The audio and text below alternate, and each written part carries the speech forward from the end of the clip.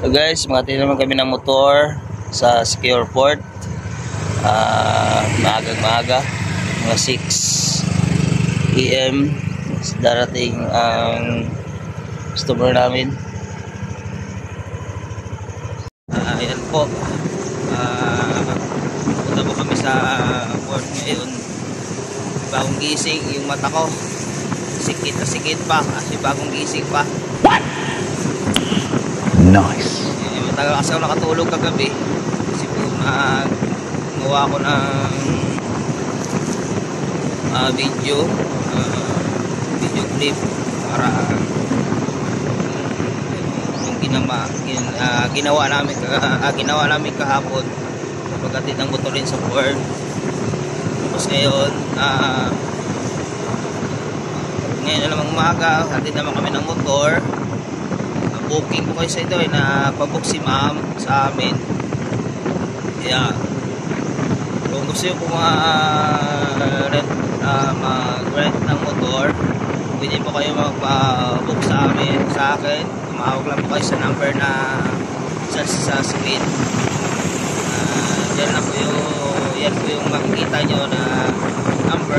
Yan po kayong tumawag or bisita po kayo sa FB ko, sa messenger or sa page. Pwede po kayo doon mag-message kung gusto nyo mag-rent ng motor or mag-reserve ng motor.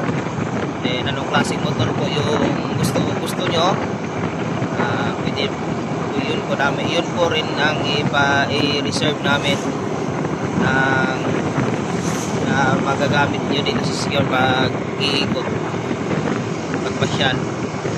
Diyan muna kayo po, standby lang po, babalik po ako umaya.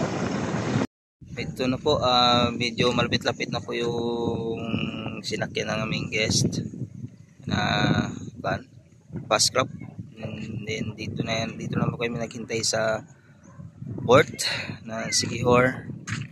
Tapos bali po, ito po yung gagamitan ng aming guest na mag-rent ng motor na Honda Click na gray and Mio Gravis na okay po. Tapos puro po to 125cc itong dalawang motor na to. Bali ito po yung gagamitin nila ma'am na motor. Maghintay kami muna ng mga pansigil ito, mga 20-30 minutes na naman para makuan po namin, ma-endorse yung aming motor na ikanilang rerentahan. Bali maganda po ang kuan po ngayon, panahon sa Siquijor. Pero medyo kuan po, medyo makulimlim punti. Kaya po babalik po ako mamaya at papakita po namin sila ma'am. Bye bye. Yan po, dumating na po sila ma'am at sir ay magre-rent ng aming motor.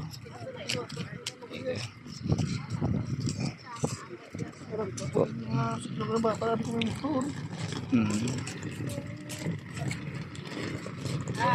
Hi po.